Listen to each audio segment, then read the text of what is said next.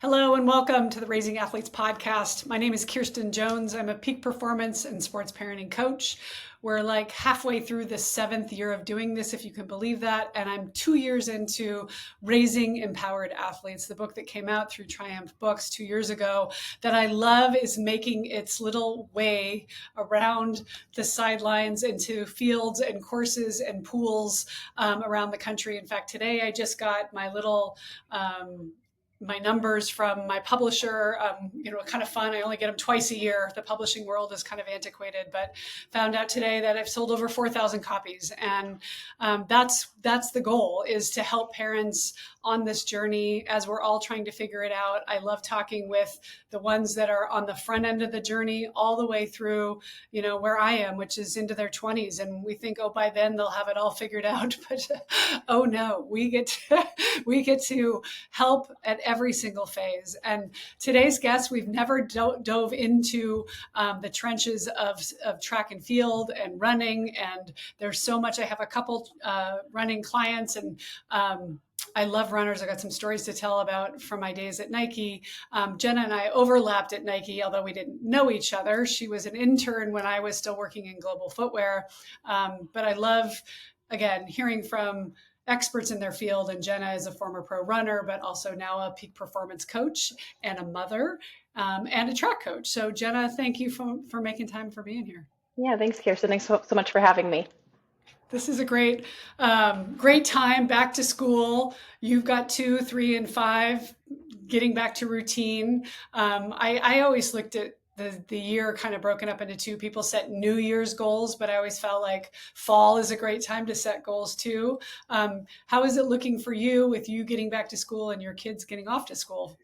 It's a little bit of an interesting time for me. There's a couple changes this year that are brand new to me, but change is the one sure thing about life. So yeah, my oldest is starting kindergarten on Friday.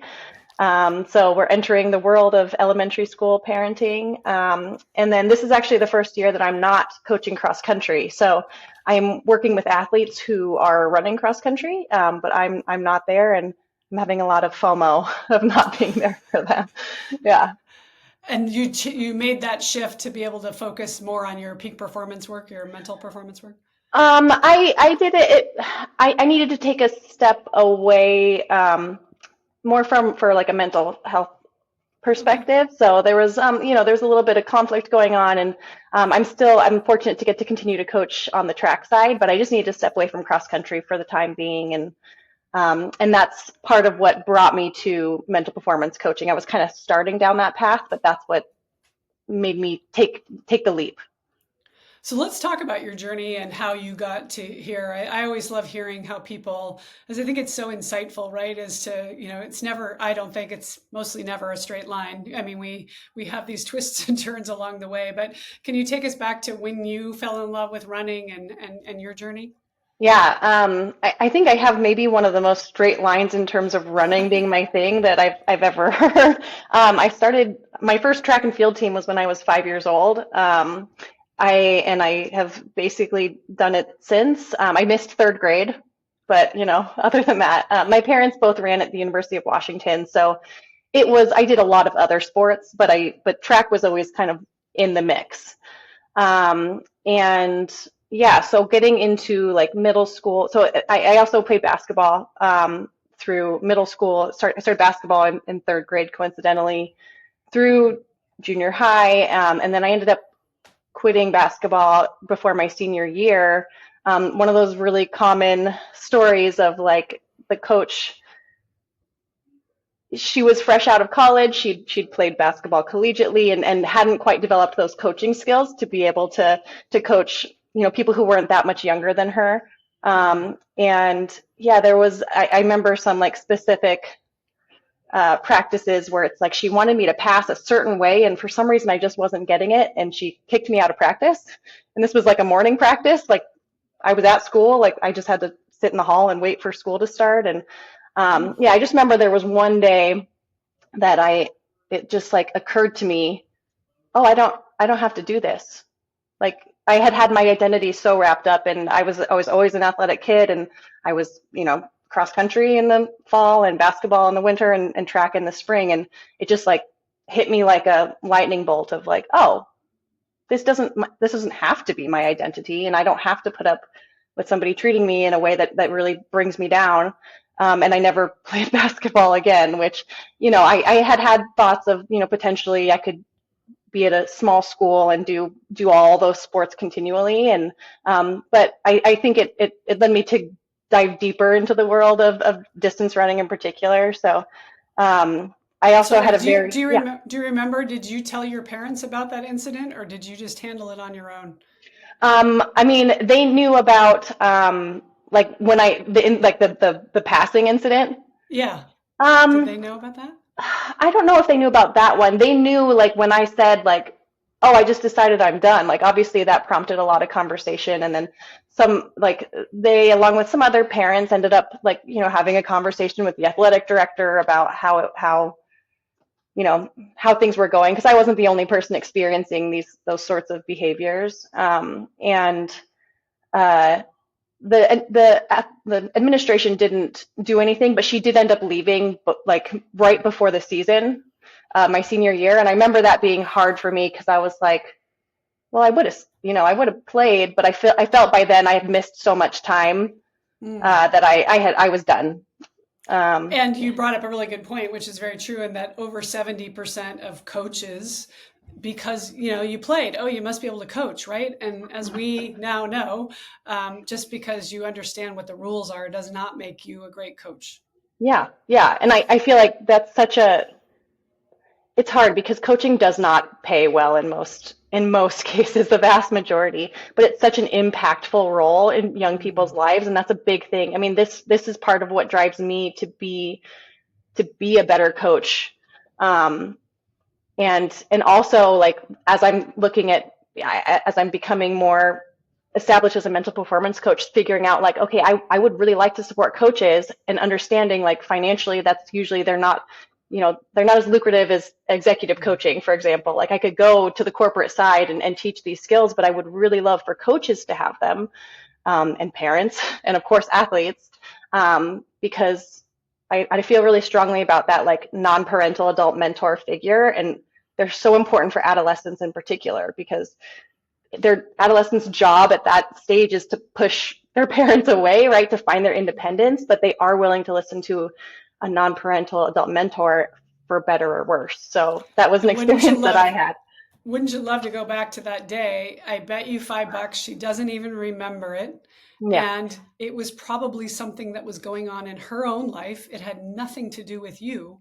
yeah, Yet the outcome was you pivoted because of it, right? yeah. And I'm sure I would hope she would be devastated that she was the reason. Some people don't care or it desperately feels that way, but and I've played for those kind of coaches too. But I Mhm. think most people, to your point, get into coaching because they want to help others and they know how much the sport helped them.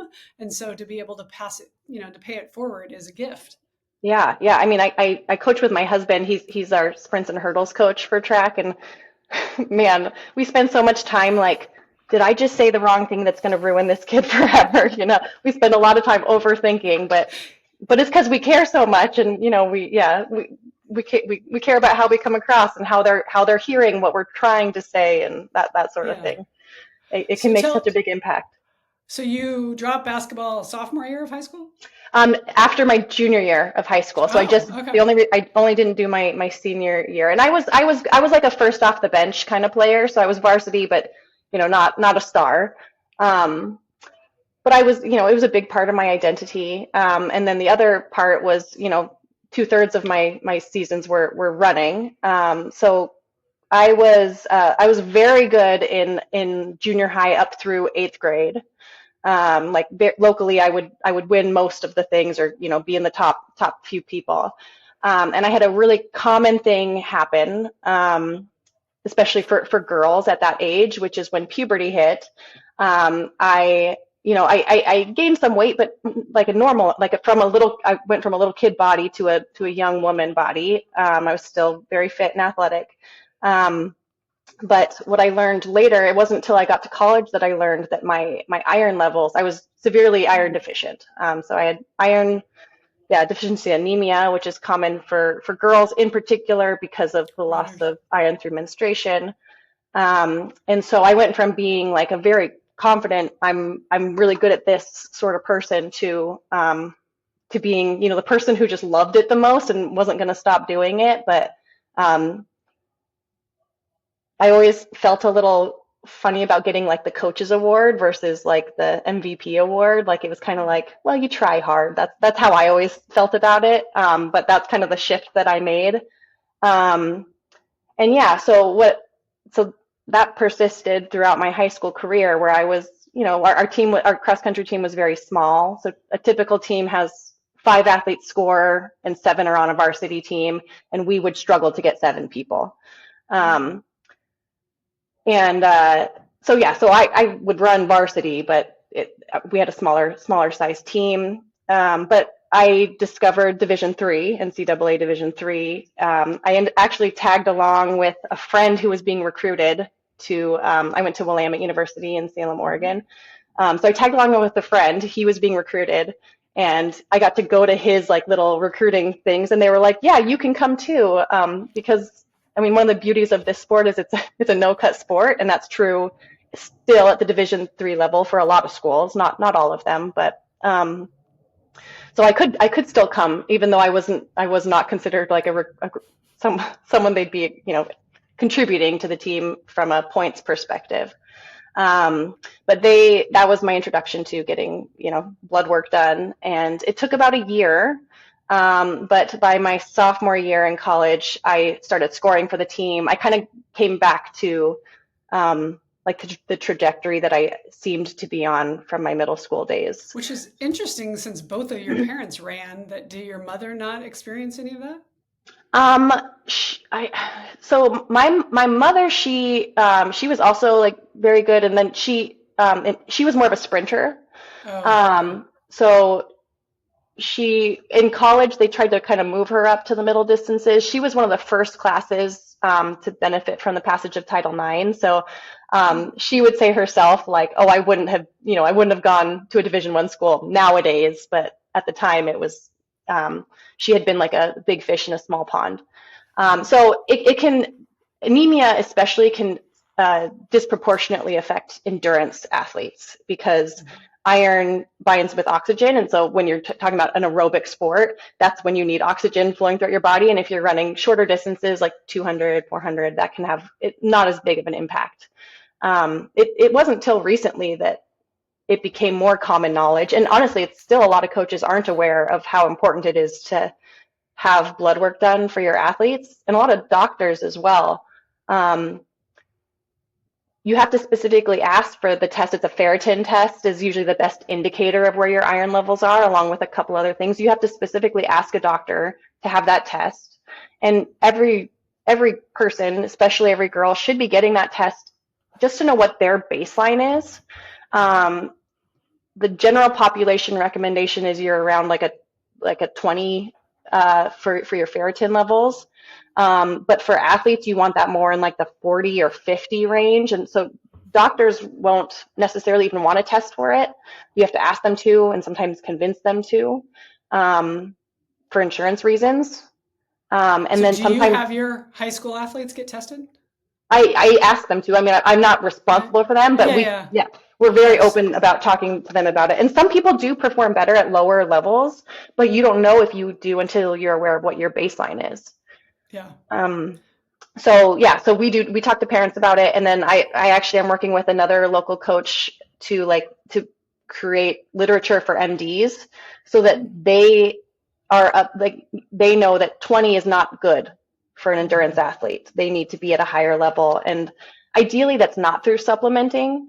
You can get iron through food Food. sources, especially if you're a red meat eater. But sometimes it requires supplementing. So when I got tested, my iron level was at a 4.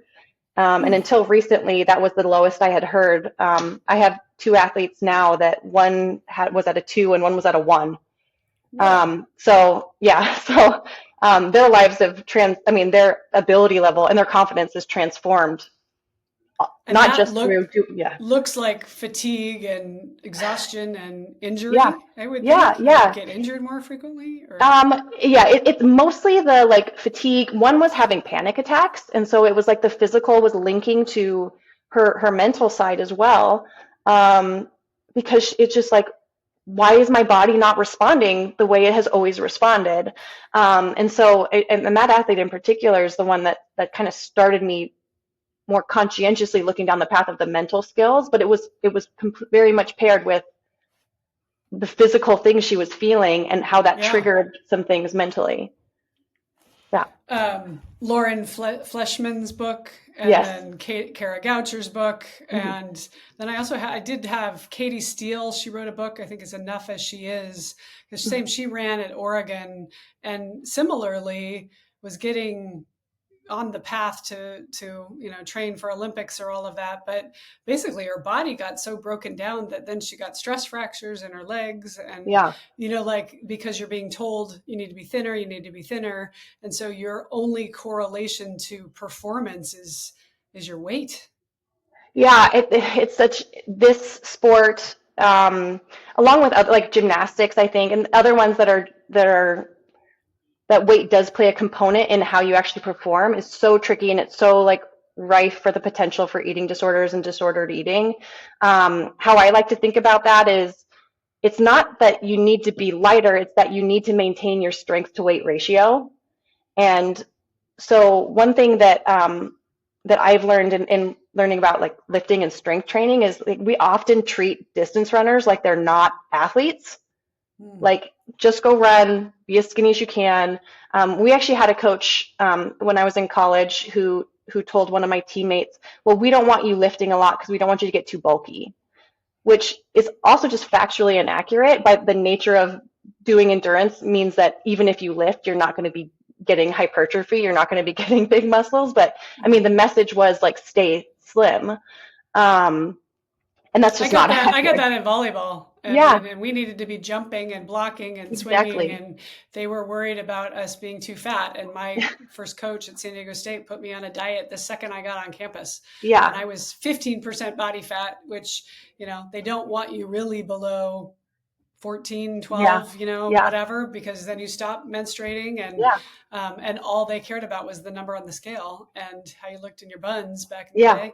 And it really got into my head at 19 yeah, around my value and my worth. And so, yeah, I can relate to a lot of what you're talking about. So yeah. And Lauren, did you have good coaching when you got to Willamette?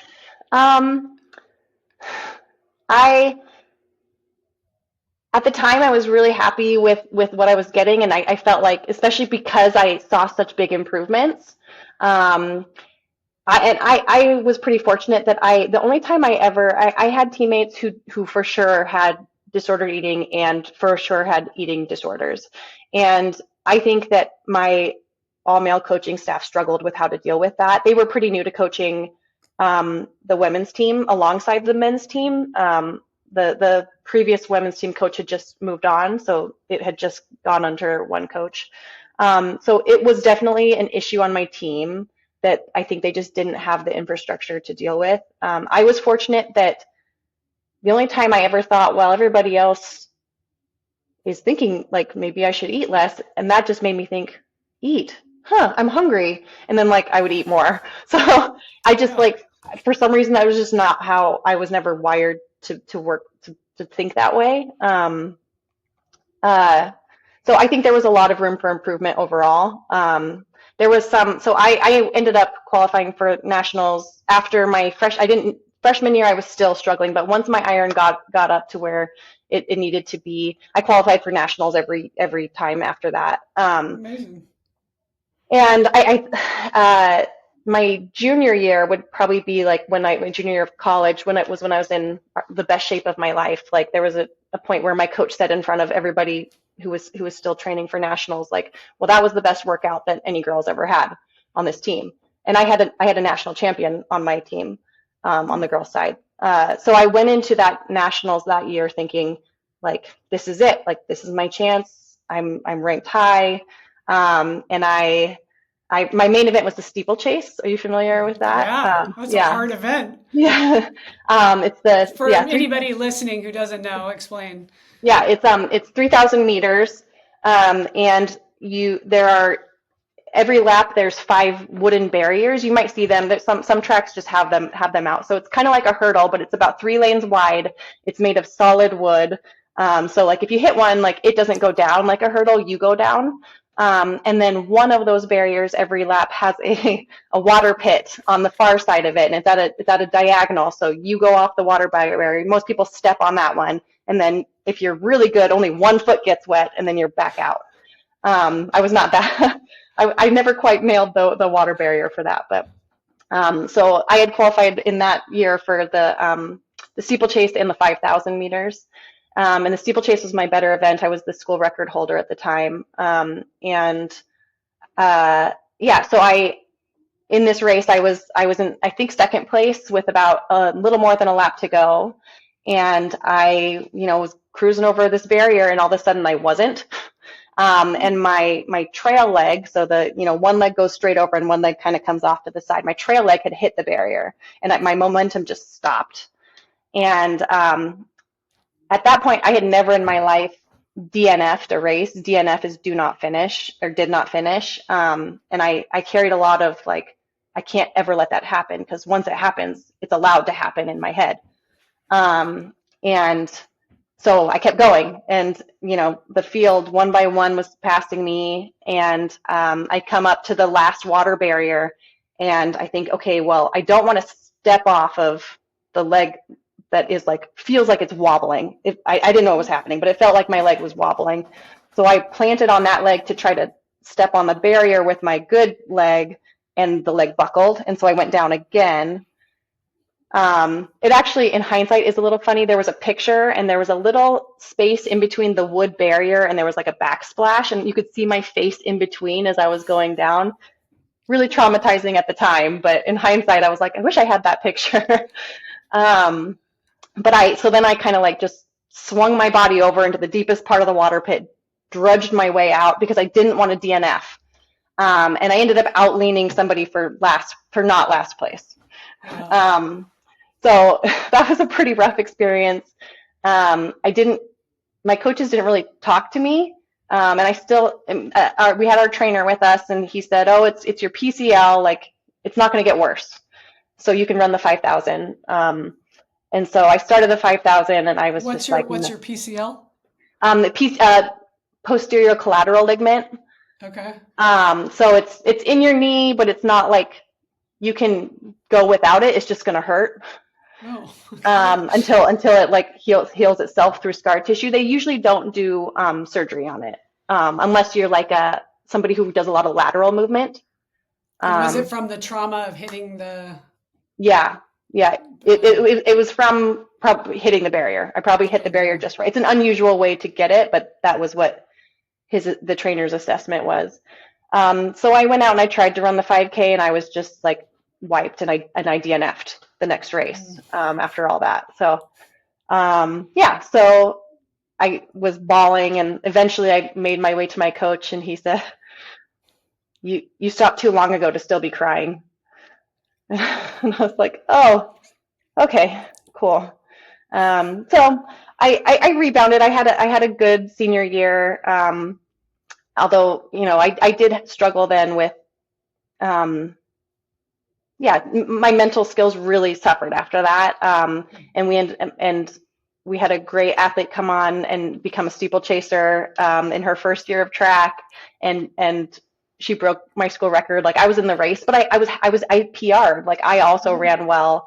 So I was really happy for her. But I struggled mentally kind of from there, especially. So I continued to run after college. I would not say that I ran professionally, but I did run post-collegiately. I lived in Portland for a while, and eventually I made my way to work for a Brooks running company. And you mentioned in between there, I did intern at Nike while I was at Willamette, which was a really fun. I was in footwear product testing. So running has always, every job I've had running somehow involved with it. But eventually I got to working as a product line manager at Brooks. So I worked on the footwear team with the designers and developers to like, here's the shoe, like here, what do we need to do for the next one? And we viewed PLMs as being kind of the representing the voice of the consumer. Marketing And lead. Yeah. yes, yeah. Well, there was a lot of drama around who's the lead. And so for a while, they asked us to kind of like step back from like the decision making side. I don't know if, yeah, they probably had this, yeah, like, Well, no, the I used designer's to, the lead. No, the PLM's the lead. Yeah. I And the started developer's like, in I'm here sports, too.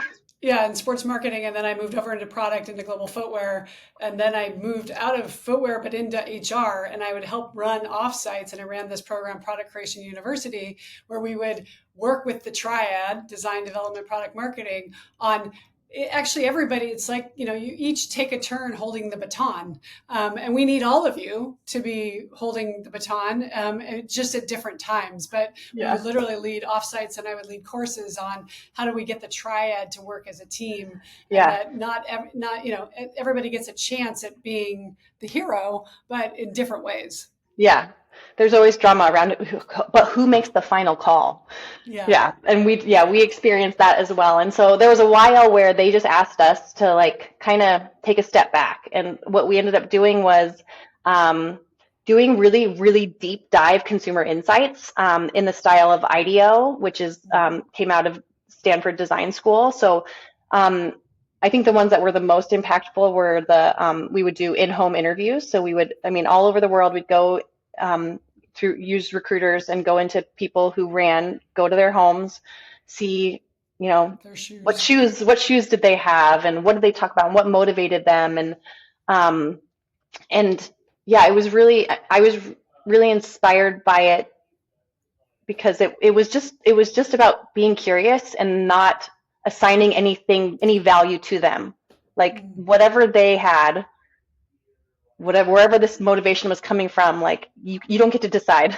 You just have to be curious and hear about it. And that kind of was the first. It's something that is coming up a lot now as a mental performance coach. Of I really appreciated getting those opportunities to really spend that time and focus on people individually and what really worked for them. And yeah.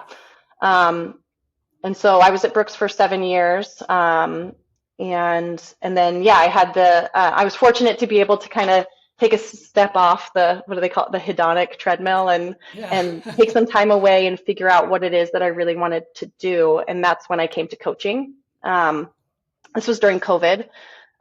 So I first started coaching cross country and track in 2020.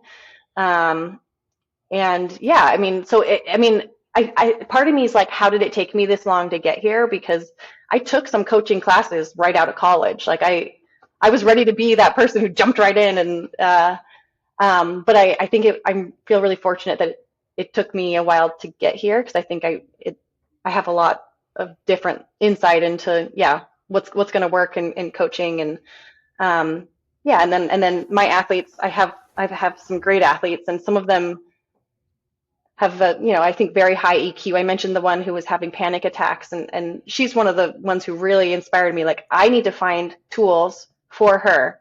I don't have the tools to help her yet. I need to go find them, and that's what led me down the path of making sure I had those sort of skills. And then yeah, when I knew wouldn't be doing cross country this year, the opportunity came up to do the positive performance training, mental performance coaching certification, and that was it was the right place at the right time, and yeah, now I feel really fortunate to get to bring this to people. I love the correlation that you make. When I was in Europe and at EHQ at Amsterdam, I was a footwear product manager for kids' shoes, and we did a market trip like that where we went to Italy and Spain and France. And I remember being in France, and I was in the kids' product, so it was the inspiration from the designer was the zoo. So the shoes had different animals. There was a bear and a lion, and it's going into these homes of these little kids and 10 little French kids talking about, what they like to do and what they like to play. But you're right, it's being curious and you get to you're there to just hear what are the answers, and then great product, whether it's coming in the form of a shoe or whether it's coming in the form of a coach, is because you've listened to, you've identified the problem, you've ascertained, okay, what are the things that you need, the consumer needs, the customer needs, Yeah. the client needs to fix the problem. And so maybe you did need to go on the path of product creation in order to come back to, and that's kind of the way I look at my journey as well, as 15 years at Nike, and yet I'm doing exactly what I'm meant to be doing right now. Yeah. Yeah. I feel the same way. Yeah, very Yeah. cool. So talk to me about you. Did you have any type of, I'm guessing no, but I'll ask anyway, on staff, aside from a coach, that you could talk to about mental struggles you were having when you were in college? My senior year, my coach found a sports psychologist and said, go talk to this guy. Okay. And so I did talk to him maybe like 2 or 3 times. But I have no idea what he said. I did not retain any of it. Why do you think that was? You just weren't in the right place to receive it, Um, or? so during that senior cross country season, I had DNF'd for like no good reason. In like a fairly high stakes meet, and we luckily we had a really strong team, and we still ended up going to nationals. And I was just clearly not the confident person that I had been prior to that, and I wasn't processing it on my own. So we didn't have somebody on staff, but I don't even know I don't know who it was or how we found him, but he was like, okay, you have to talk to this person. But did it help, or do you remember it being helpful in the moment? Um, I guess not, if you can't Not remember what he really. said. Not Yeah, really. Yeah. interesting.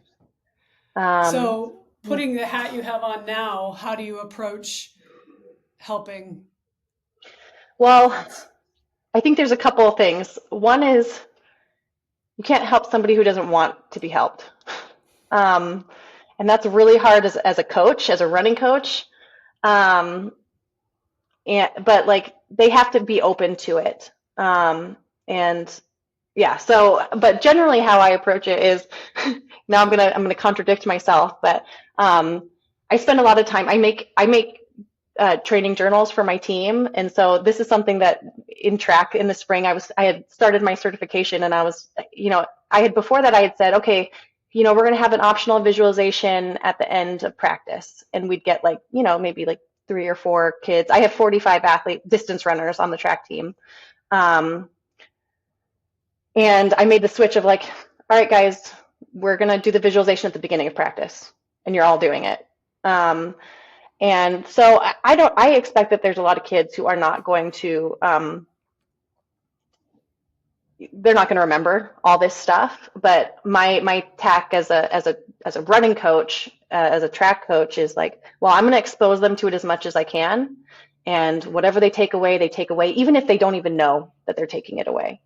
Kind of like So parenting, huh? yeah, kind of like, yeah, you just got to keep saying it and hope something gets through. Exactly. Yeah, parenting and coaching, it's all the same. And then I make these like training journals so they didn't like it this time. So I make these training logs, and usually it's like, okay, how many miles did you do? This season I actually took that part out. They did not like that. They really want to know the metrics. This is a very runner.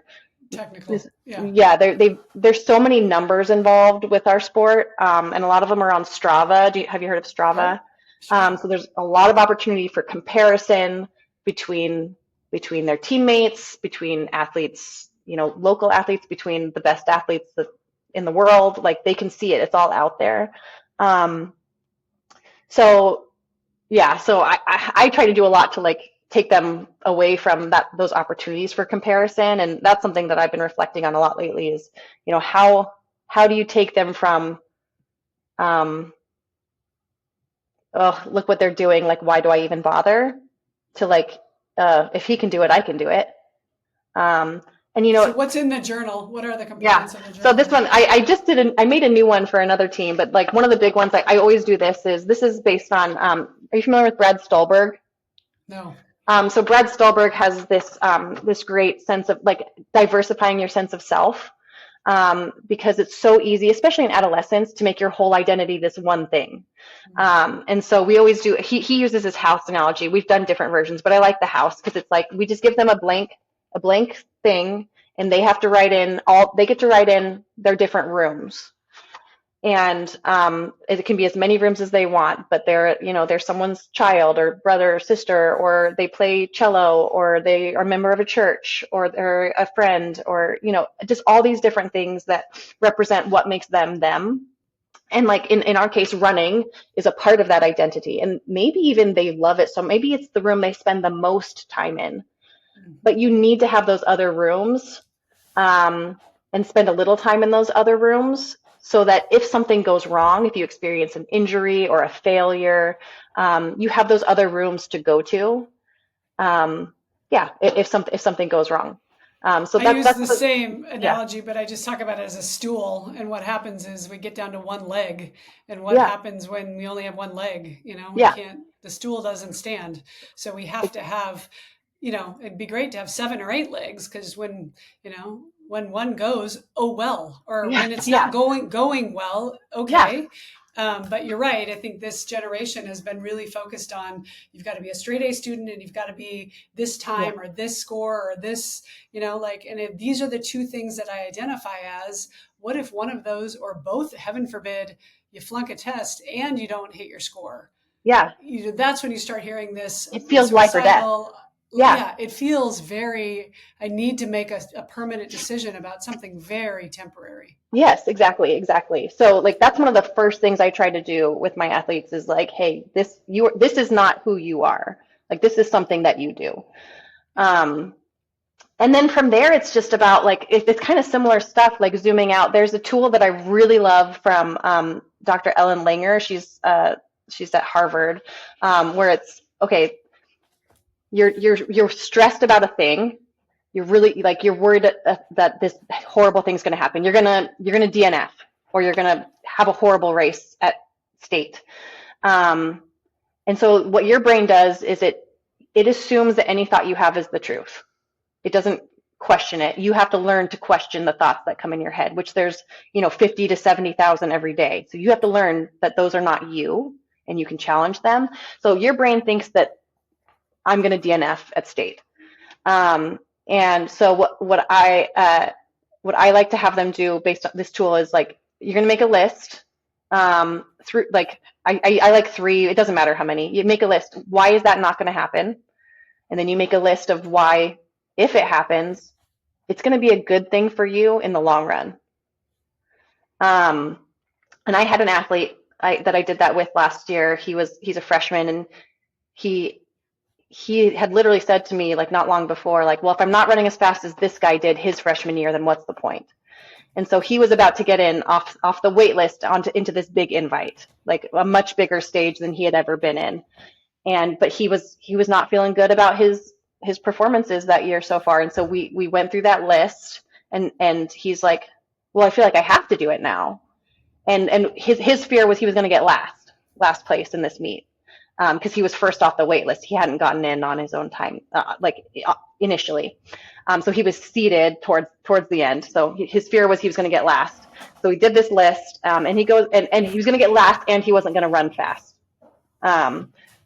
So we go out. He decides he's going to do it, understanding that you could get last, and you could run poorly, but you've never raced at this level before. And you're going to get such great experience from that. And like when you do make it to state eventually, you're going to have a lot, or come back to this meet next year on your own terms. You're going to be better able to handle that. And so so he did it. He didn't PR, but he didn't get a personal record, but he didn't finish last, and he was in a great headspace. And like that was kind of a turning point for him. His season went better after that.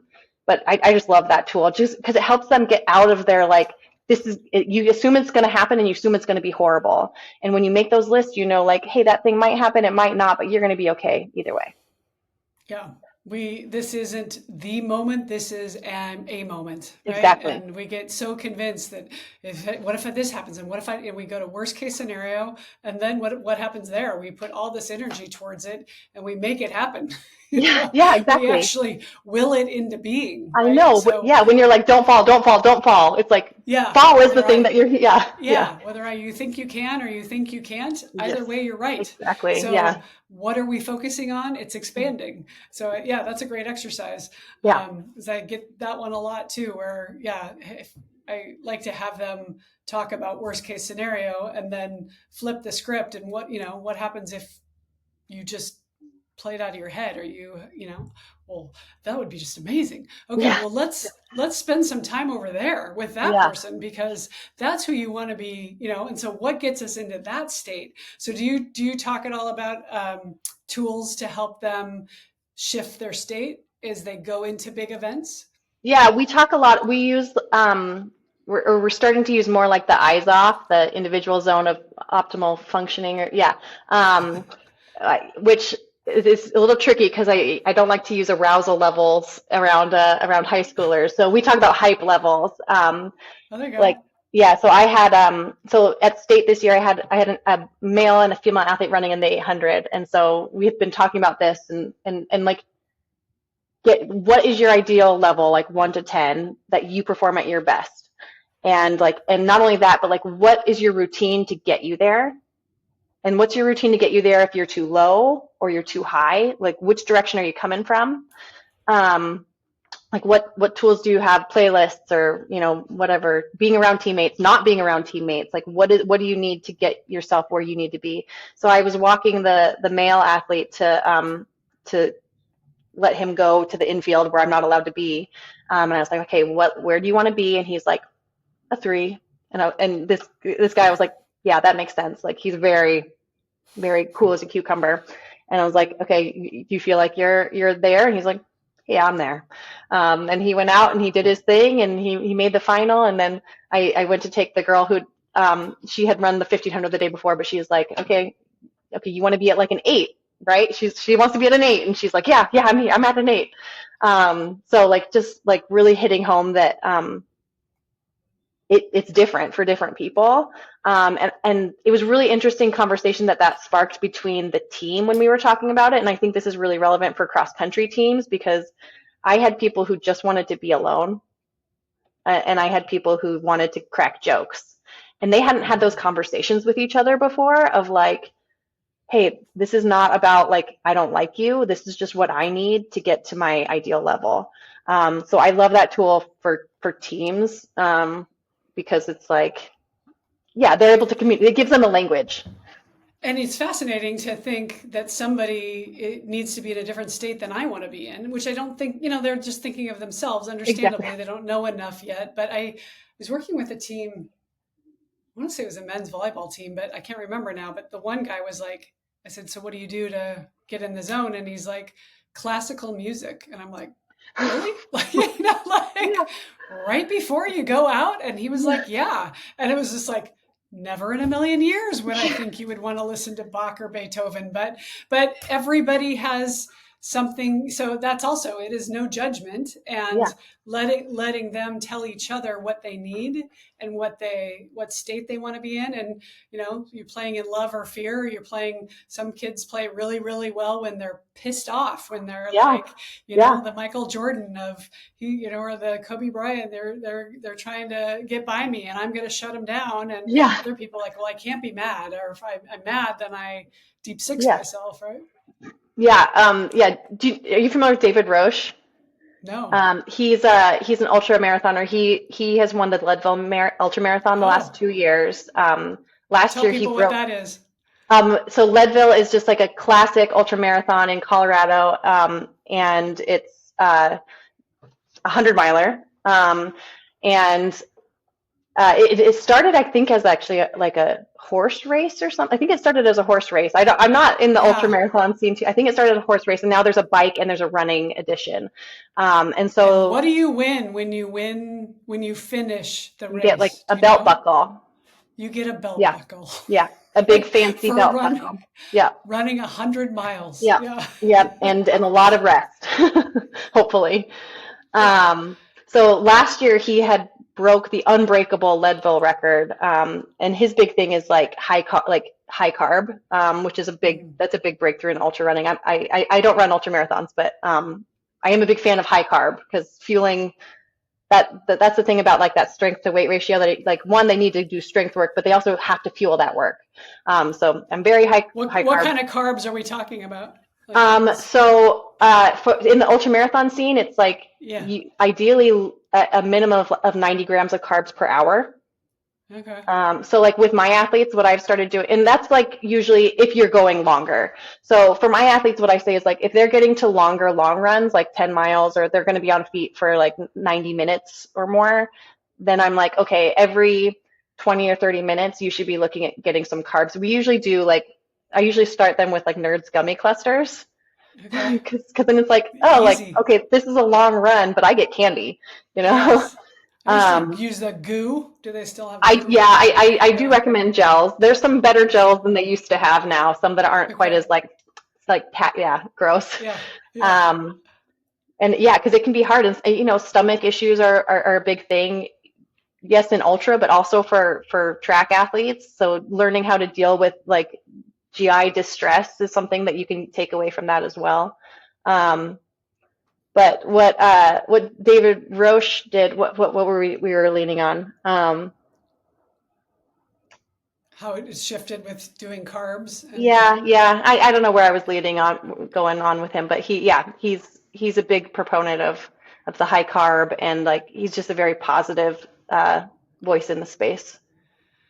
I have a friend who runs 100 milers and he's 52 or something. And he says, by mile 70, you start seeing dinosaurs. And, like he says, you don't really know what's real or not. And so Yeah. it takes a very special person to have, but to the point of mental, which is, I mean, I only ran marathons. I mean, I'm proud of that I ran marathons, but like, to do something where, or the one guy who ran 50 marathons in 50 days in 50 states, right? To think that your body, what our bodies are capable of, is really fascinating when Yeah. you start to push, what your mind, like David Goggins, right? What your mind is willing to tolerate, and what are the messages that you're going to start sending yourself or not Yeah.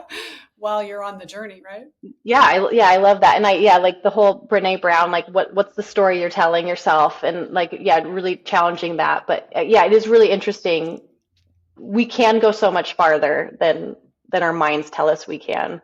I went deep into David Goggins because I have male athletes in particular that are really inspired um, by his work. And I think that his work, when you get past some of the ways that it's Language. told, it doesn't resonate with me. Yeah. But the message behind it is generally like very, very good. So I appreciate that. And he actually just did a 200 miler. I don't know if you knew Oh, that. I didn't know Yeah. that. Oh, Yeah. yeah. I He'd tried to taken a listen to his hiatus. book, and honestly, it was so much swearing that Yeah. and I don't mind swearing. I get it. Like, but I don't need to listen to every Yeah. third word. Yeah. But in his background, and it makes total sense. And like you said, I think there's plenty of people out there that it does completely resonate with. And I think Mhm. what he's done is phenomenal, and the discipline behind it Yeah. is the bigger story. And if Mhm. again, like some people want classical music, some Yeah. And some people, people want you David know, Goggins. Yeah. say people want David Goggins, and that's great. Like we Yeah. all need our own flavor, right? And some people will love what Jenna has to say, and some people will love what Kirsten has to say, and some people will love neither. And Exactly. that's Yeah. okay. And as parents, if you're listening to this, or as athletes, like I think that's the like be curious about what is that resonates with you. And maybe the first coach that you have, performance coach that have, I mean, I never was lucky enough to have a performance coach while I was playing. It would have been wonderful and that's kind of one of my inspirations, is like I would love to be, for those kids, the one, the voice in your head. I ran into a client the other night, and I haven't seen her daughter in over a year, but she says, "Oh, we always talk about what would Kirsten say in this instance." And I was like, "I love, like, you're taking me with you is Yeah. wonderful." And I think we all need an angel on your shoulder. We need the voice of reason, the voice of neutrality, the voice of, you don't suck. This isn't the worst thing. This isn't going to end your life. This isn't going to be horrible. It's going to be Mhm. an experience, and Yeah. and I get to decide how I'm going to show up for it. Exactly. Yeah. Yeah. And Yeah, no one can so be for fun. everybody, and so it's okay to like if it isn't working, like find something that is going to work for you. Yeah. Yeah. And that's what when I work with athletes, I kind of say, let's sample, let's do 3 or 4 sessions, and it's okay if this isn't. And then sometimes to your first point, which I loved, which I agree with, is I can't want it more than you do. And so sometimes the parent is bringing the child, and the child is like, yeah, Yeah. they're not ready. They don't think they need it. They're not open to it. And I don't blame the parents. And I've done the same thing for, my own kids. And sometimes they're ready for the tutor and sometimes they're not. Sometimes they're ready for the coach and sometimes they're not. I mean, my oldest now two are into music, really into music. And, I took piano lessons as a kid. I hated every minute of it, but my parents insisted, and both of my sisters are beautiful pianists to this day. I can barely get out hot cross buns. But both of my sons are like, why didn't you force us to take more piano lessons? And I'm like, are you kidding me? Do you know how painful that was for the number? I mean, every Wednesday he would go hide in his room and I even hired like the guy that was like all tatted up, who came with the hoodie on, and was like, I had to play classical music when, I was taking the lessons. And now the kids can, oh no, we want to play Star Wars? Yeah, let's play Star Wars, Yeah. But sometimes you can lead them to water, but you can't make them drink. You And can't. they'll get to it when they're ready, when the time is right, but offering it and being okay with the, no, thank you. That's okay. All right. I'm going to try it and move on. Yeah. And our role as parents and as non-parental adult mentors is just to just like we were saying earlier, like try to put the tools out there and hope something sticks. Okay, so we've already been talking for 51 minutes. It's Okay. amazing. We have so much more we could go into, Yeah. but I'll wrap it up here. But let's leave with, can you think of, I have one running client who I adore, just from your perspective, with what is the biggest takeaway that you could give to a parent who's, got an athlete who has, I don't even say perfectionism, but has high standards for themselves and really wants to win. What can a parent do to be by their side without taking over? To be by their side without taking over. Um, I think, especially if they're finding support in other places, the biggest thing that I view the role of a parent for an adolescent is like you're there to listen and support them irrespective of the result. Um, this sport is so results and so objective results oriented that like making sure that they know, because not sometimes the kids don't know, like, I'm going to love you if you are the worst athlete in the entire world. And so your job is to, and it's, it's kind of a cliche, but it's like like, okay, do you need me just to listen? Do you need me to just not talk? Do you need me like find out what they need from you? And then just, yeah, you're just their biggest fan and just love on them. I love that advice. And it's true. And it's so easy to say, and it's so I know, hard so to hard to do, do. so hard to do. Yeah, Yeah. I think I created this podcast just so I could learn that lesson, because yeah, we like, no, I have the answers. Oh, you do not. And even if yeah. you do, they need to experience it, right? And it's They have sometimes to, it's just, it's and they their have to journey. fail. Yeah. They have to fail. They would be, you know, even worse to be around if they were only ever good. Right. Yeah. So, Jenna, one last question I like to ask our guests. How would you answer this, finish this statement? And it can be a sentence, a word, a paragraph, I don't care, a chapter. But the best athletes I know do this. How would you finish that statement? The best athletes I know are whole people. And I Say, guess to say more. expand on that, like they're not just athletes. Like they care about the athletics as strongly as they care about the balance of that within their lives. I think the best example, recent example that I've seen of that is Scotty Scheffler talking about, I mean, he's won something like $45 million this year in golf. And he's talked about the win being hollow because Yeah. He's like, you think that's why you're doing it is because I'm going to win and I'm going to get the money. And he's like, that's not. He goes, it's not why I do it. I do it because I like to challenge myself and I love the sport, but I love my family. I love my wife. I love that my son gets to, like, it affords me a lot of things, but it isn't my why. Yeah, exactly. Their That's priorities are aligned and they're living by their yeah. values, right? Like, he's a Yeah. great example. Oh, very good. Yeah. Thank you so much for taking the time to do this. I think we're going to need to do it again because you've Okay. got I'd so love many to. good insights as both the coach, as an athlete, as a mom, and as a mental performance coach. So thanks so much for being here. Where can people find you, follow you? Yeah. I'm at Wingman Performance on Instagram. And yeah, you can find me. I have my own website, Wingman Performance Coaching as well. Yay. Thank you, Yeah. Jena. Okay. Thank you. Parents, like, follow, drop comments, reach out to Jena, reach out to myself, any questions you have, any other people that you want to hear from. I mean, it's always fun diving into new and different topics and hearing how people come up with great strategies. Together we can do this. So keep doing it, keep falling down, keep failing. That's what this whole journey is about. So thanks for joining us. Let's do this.